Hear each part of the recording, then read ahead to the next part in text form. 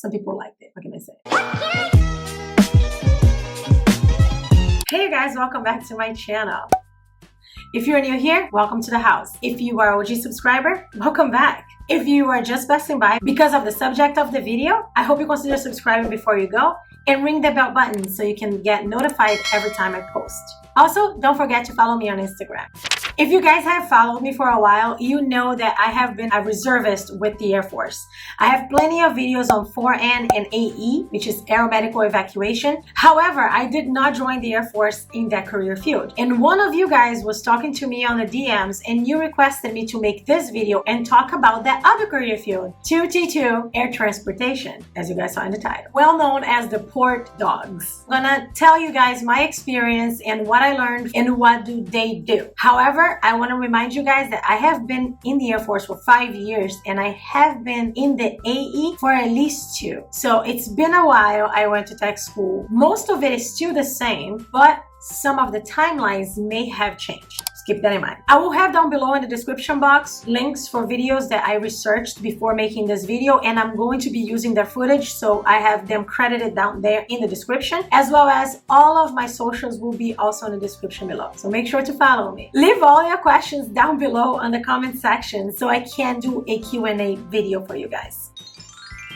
They oversee anything and everything that goes in or comes out of an aircraft. Household goods, cargo, rolling stock, luggage, passengers. I'll explain this better later. So let's start with the school.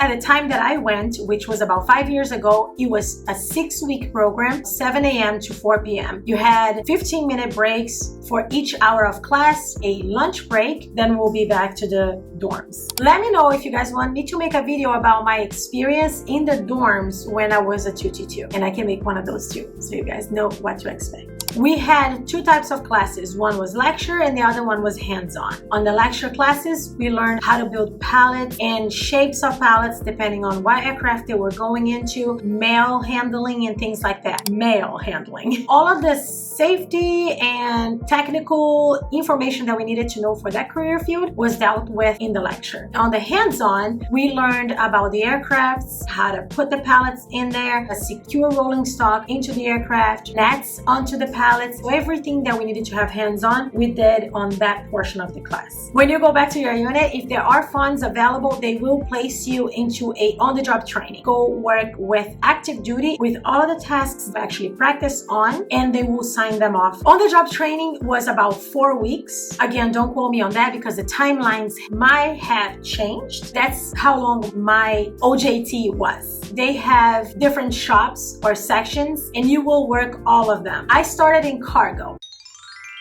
The cargo section is a huge warehouse. You will be trained into driving forklifts, and you will also be learning how to operate a pallet pit where you put the pallet in it and you start putting the stuff on it and the pallet goes down on the floor. It's really cool. And you will learn how to make pallets depending on which aircraft the pallet's gonna go to. As well as you will break pallets. Pallets arrive from the aircraft. You are gonna undo everything, depalletize, and take all the boxes and put them organized the way that they need to be. You also are responsible for household goods for members who are PCSing. PCSing is permanent change of station. So sometimes somebody gets stationed out of the country or in another state and then they go to your base. So all of their household goods go and fly with them. Also, cargo does the center of balance of rolling stock. They prepare any vehicle that needs to go into the aircraft to be loaded, doing the measurements and everything that needs to be done before that vehicle goes to the aircraft. Cargo is basically like organized of what's going on with the cargo that goes into the aircraft.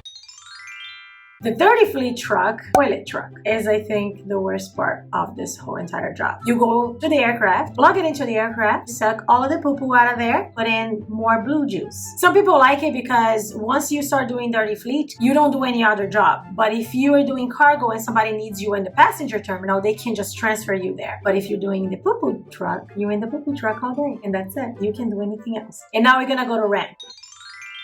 In ramp, you're gonna learn how to drive 25K loaders, 60K loaders. You will get trained into driving in the flight line. You're gonna get a flight line badge and you're going to drive vehicles into the flight line with cargo, rolling stock to the aircraft. You also are able and trained to drive staircases. to the aircraft, because some of the aircrafts don't have ramps in the back. Some of them need a staircase. So you will learn how to drive that too. Another aspect of ramp is unloading. You not only take the cargo and the stuff to the aircraft to load it in, you also will unload the stuff from the aircraft. Last but not least, you have passenger terminal.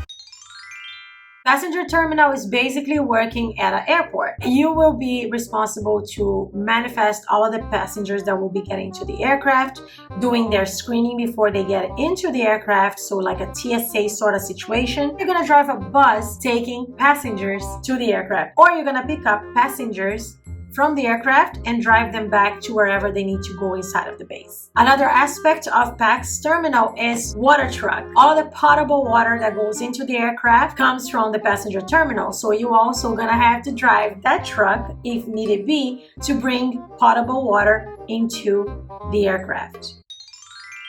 Once you get the job and you finish tech school, you will need to get training for each and every one of the vehicles to accomplish your job. So there's further training, and that's why they have the OJT, so you can get all of these vehicles into your license. The most difficult thing to get for a 2T2 is a passenger bus. I think it's a 40 people passenger bus, because you do need, at least in New Jersey, you need to have an actual DMV license. So you need to take a test with a DMV person. I don't know how it is in other states. If you want to get on orders a lot as a reservist in that career field, the best bet for you to get orders very often is to have the bus. Right now, you're not going to understand what I'm talking about as far as orders, but once you get in, you will. The bus is your best bet for orders.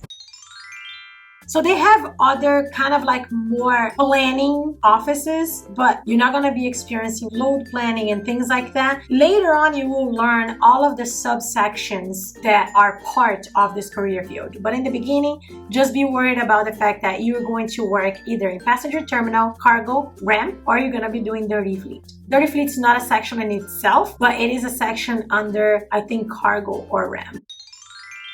If I forgot something about OJT, please leave it in the comments below. It's been a while and I may have forgot some stuff. What to expect from OJT: do a lot of work, wait for them to tell you when to show up and when to leave and when to take a day off, and just have a good attitude and learn as much as possible. Because once you finish OJT, now you are just a traditional reservist. You go back home and you are only expected to come to base on your UTA weekend, which it means Unit Training Assembly.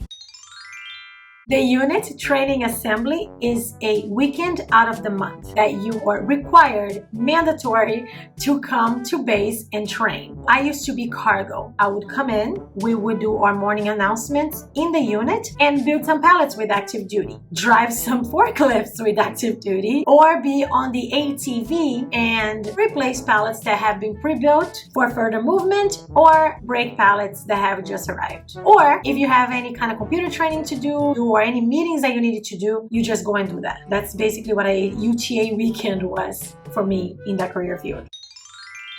Annual tour on that career field, it also depends a lot on your unit. What I'm going to tell you guys right now, how my unit operates as far as annual tour, may not be the same way that your future unit might work. Annual tour is a 14-day tour that you are mandatory to do every year, on top of your one weekend out of the month. Those 14 days in my unit were decided by supervision. They will decide where everyone will go and when the people will go. They would have a list with the names of all of the individuals, where they were going and when they were going. And we already knew it was 14 days.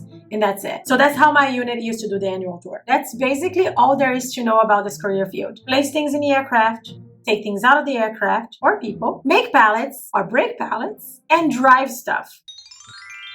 As far as deployment, on the reserves, deployments are pretty much volunteer. Let me know if you guys want me to make a video about deployments, and I will. But so far, this is all the information I have on air transportation. Please let me know if you guys have any questions down below in the comments, and I will try to answer you guys to the best of my ability. I think that's about it for me, you guys, in this subject. I hope this was helpful to you guys. If you haven't subscribed yet, please do so. You will help the channel a whole lot. Ring that bell button so you can can get notified every time I post. Follow me on Instagram. Don't forget to like this video if you like the content about the Air Force, so I make more videos for you guys. If you have a subject that you want me to talk about, send me a DM on Instagram and I will do my best to research on it for you and make a video for you. Thank you so much for watching, and I hope to see you guys in the next upload. The career field, also, do not mind my background. I'm still in a hotel. Leave all your questions down below in the description. Funds in that unit for that period of time. I don't know how to explain this. OJT.